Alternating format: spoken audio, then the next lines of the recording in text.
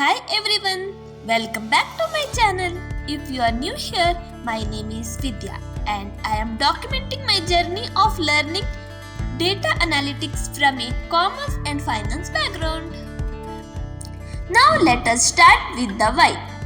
Let's imagine you are a data analyst for a popular coffee shop chain. Right now, somewhere in the world, a waiter is entering someone's coffee order into a screen. Medium oat milk latte and a veg sandwich. That one tap, something you probably didn't even notice, just became a new data point to track. Now imagine 10,000 outlets doing the same thing. Around 50,000 orders every single day. That's billions of data points every year, just from coffee. Now think even bigger. Banks, hospital, online shopping, Netflix recommending your next show. We cannot put all this data into a file or Excel.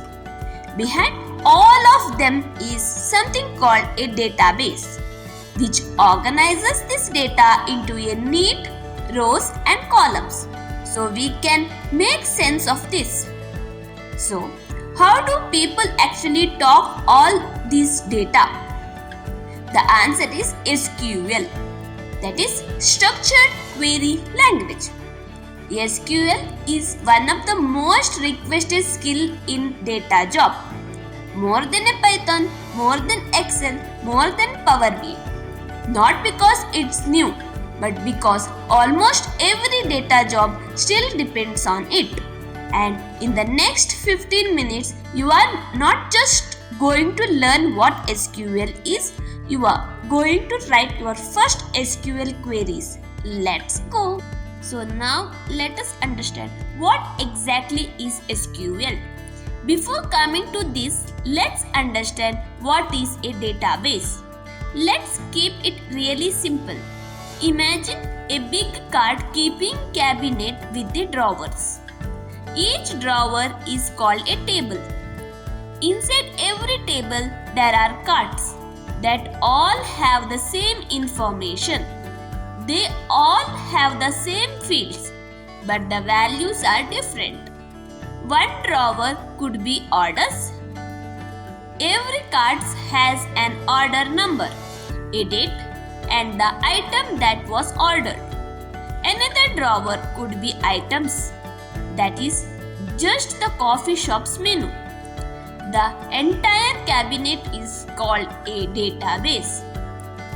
The language you use to talk to the cabinet is SQL. Instead of opening every drawer and searching through thousands of cards yourself, you simply ask, "Show me all the orders from today." And the database finds them for you, even if it has millions of rows. That is really the whole idea. A table is a drawer. A database is a whole cabinet. And SQL is how you ask questions. Meet Squarebucks. It's our frictional coffee shop. And we will use it throughout this entire series. Behind the counter, Squarebucks does not use one big spreadsheet. Instead, it has 4 connected tables. The orders table stores every order, when it happened, and what the customer bought. The items table stores the menu with the item's name, size, and the prices. The recipes table shows which ingredients are needed for each drink. And the ingredients table keep track of the things like a coffee bean, milk, syrup, their cost, and how much they left. Each table is simple on its own, but when you connect them together, you can answer almost any question a coffee shop owner might ask. That's why real companies don't keep everything in one huge table. They use many small tables that work together. And our data isn't tiny either. We will have thousands of orders. lots of menu items, missing values, duplicate entries, and other messy details because that's what real data looks like. If you can work with the square box database, you will be well on your way to handle real business data. Most SQL tutorials spend too much time on installing software. We are not doing that today. To write your first SQL query, you don't need to install anything. Just open a free online SQL sandbox. I will leave the link in the description. Choose either SQLite or Postgres and you will have the blank workspace ready to use. That's it. Later in this series, once you are comfortable with the SQL, we will install these tools so you can work with a larger database on your own computer. But here is one rule I want to follow on this channel. Do not let the setup stop you from learning. So, open the sandbox, load it up, and let's build our coffee shop database. Now our coffee shop owner comes to us with a simple question. Can you show me our orders? Now let us open the SQLite biz link provided in the description below. Once you click on the link, you will see a blank workspace that's ready to use. No installation or setup required as of now. Next, let's import our data into this workspace. I have also included the data file in the description. So go ahead and download it. Once you have downloaded it, click on import, select the file and your data will be loaded into the workspace. That's it. Now that our data is ready, let's start answering the coffee shop owner's business questions using SQL. In SQL, that's just one simple query. So we write select asterisk from orders. The select tells the database what you want to see. A star simply means show me everything. From tells it which table to look in. Let's run it. Oh, thousands of rows appear. The owner laughs and says, I didn't mean all of them. Just show me a few. That's where limit comes in. So, we keep the same query and just add select star from orders limit 10. Now, instead of thousands rows, we get a clean preview of just 10. And that's actually a habit used by almost every SQL professional. Before running a query on a huge table, always preview it with limit. Now the owner asks another question. What kind of orders do we get? Dining, takeout or delivery? We do not want every row. We only want the unique types. So we write select distinct order type from orders. Distinct tells the database to remove the duplicates and show each value only once. Even if there are thousands of orders, we will only see the different order type. Now the owner asks another question. Can you show me only the takeout orders? This is where comes in. Where filters the data. We write select star from orders where order type is equal to takeout. The equal sign is just checking one thing. Is the order type equal to takeout? If the answer is yes, that row is shown. If not, the row is skipped. It is that simple. Before we continue, here is a small habit that will save you a lot of time later. That is comments. Comments let you to leave a note in your SQL code. The database ignores them, but you and your teammates can read them. To write a comment on one line, use 2 dashes. This query shows takeout orders. For a longer notes, use slash star at the starting of the comment and at the end of the comment.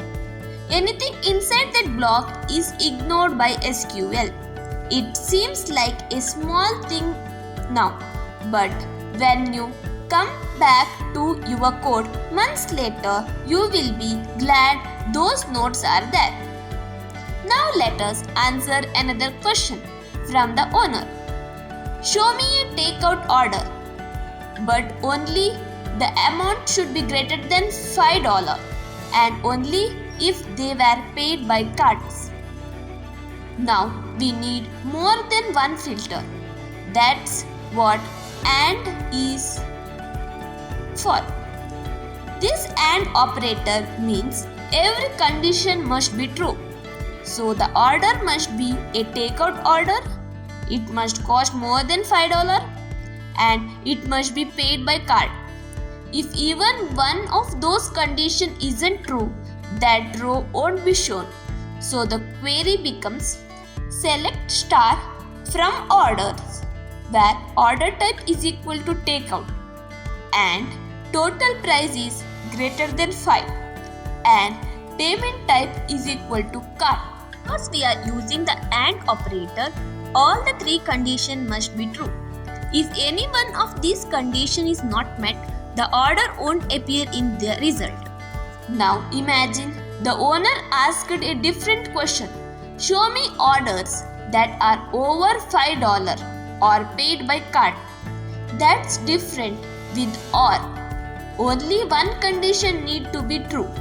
Finally, so the query becomes select star from orders where total price is greater than 5 or payment type is equal to card. You can also notice that orders where the payment was made by card are still visible even though the total price is less than 5. Now the owner says, great, can you sort this by date with the newest order first?